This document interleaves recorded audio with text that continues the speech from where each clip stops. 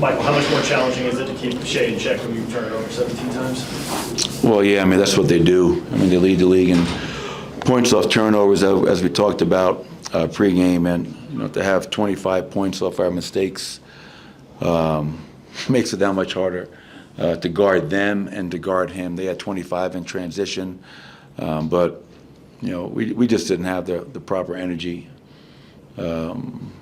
Starters tonight, and obviously, as you mentioned, the turnovers. No one's trying to turn it over, but Nikola had 7. And the game was really decided in that third quarter, 34-20, and I think that quarter, 6 turnovers for 12 points in that quarter alone. So give them credit. They're a good team. Obviously, they've come in here, beaten us twice, won a really close game, and this one was an ass-whooping. Was there anything in particular that they were doing on those turnovers? Was it unforced? Was it something schematic? That's what they do. I mean, once again, I can't say it many times. They lead the league in points scored off turnovers after 30-some-odd games. So obviously, you got to be clean with the ball. You can't play in a crowd. It's something they do to most teams, but you're not going to give yourself a chance to win when you allow them to play to their strength. To your point, Ryan. So we have them one more time, obviously in OKC. Really weird. Beat them the first time in OKC by 30 points. They beat us here in a really close game, and then tonight was their blowout. And the truth is somewhere in between, I guess. But we just didn't have it tonight, and that's going to happen at times, I guess.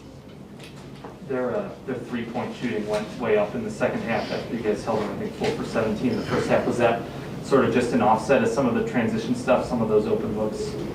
Yeah, I'm sure it was a combination of, getting threes in transition, getting threes in the half court. Obviously, Chet was 4 of 4, I believe, and he was very hot to start the game. But then just, when you got to be able to fly around, give multiple effort. I just didn't think, we were 9-1 going into tonight's game, and we had the number 3 defense. And that team that we went out there and showed tonight, that wasn't a team that's played the last 10 games. And again, whether it's fatigue, I'm not sure, but it makes it really hard to play against a team that is very talented if you're not giving just great effort. What's the most important thing when talking to a guy like Jamal? I know that Lou Dort has had success on him in the last matchup as well. Just how impressive is Lou Dort as a defender, and is there something schematic there? Yeah, he's a very good defender, strong, physical. Obviously, they match his minutes to Jamal's. Every time Jamal came back in the game, they brought Lou in the game. But I think we have not done a good enough job to help Jamal. Yeah, he can help himself, but when you got a guy draped all over you, we have to set better screens, try to free him up.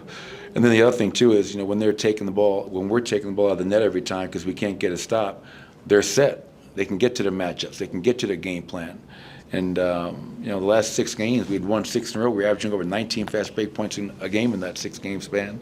And tonight we only had 13. So, yes, he's a good defender, but we can do a lot better job of freeing Jamal up and getting him some more quality looks. But to his credit, 11 assists, 2 turnovers in 35 minutes. He took care of the ball at a high level. Spot start tonight again for Peyton Watson, this time against a very good team. Just curious what you saw from him tonight. Yeah, I mean, it's every night that he gets a chance to start and play minutes is a learning and growing opportunity. He 14 points, 1 of 6. I think, as I told him at halftime, even after the game last night, just don't play with the settle mentality. I think, you're open in the corner, but they're shrinking so much, they're helping on the drive. Cut behind it. He's so damn athletic. He got one from Jamal in the first half behind the defense. So, yes, you can make threes. We all know that. But don't just settle for that. Put pressure on the rim, dunk the basketball, get to the free throw line. And obviously, I think, he can help us a lot more on the glass than he did tonight. But, Peyton is just a work in progress who's just getting better and better. And, while Aaron is out for however long Aaron is out, this is just a great opportunity for Peyton. What do you tell Reggie, and what do you want to see from him when he goes into a shooting rut the last 5 or 6 games, especially since? Yeah, it was good to see him make some shots tonight. He made a couple of threes, but get guys involved. He's attracting so much attention in the pick and rolls, whatever we're doing offensively when he's out there with that second unit. You got DJ on the rim, you got shooters behind him, and try to run your team and get Christian Brown off, get Julian Strother off, help get Justin or Peyton, DJ, Zeke, whoever else is out there, get them some easy ones. You got DJ in the one lob tonight. And continue to attack. If you can get to the rim, get in an easy basket, get to the free throw line, maybe that helps your three-point shot fall. But Reggie will be bounced back. He's been terrific for us this year, and you're right, he's going through a little bit of a slump, but, I was surprised he actually played in the second half. He was questionable to return, and that speaks to Reggie's toughness. You guys had Nicola on Josh Giddey a couple of times in the second half. I don't know if that was in transition or if that was by design, but it meant that there was a wing guarding Chet. Is that something you can put in your back pocket for future matchups, or is that really just kind of flow of the game and it happened like that? No, we've done stuff like that throughout the playoffs last year. It's just looking to cross match at times, and if a big is a pick and pop 3-point shooter, maybe switch the matchups so now we can just switch that to take away that separation and limit the 3-point shot by Chet. So it's something that we've done. It's something that we'll continue to do depending upon the team and the opponent and just who's on the floor at that particular time. One more.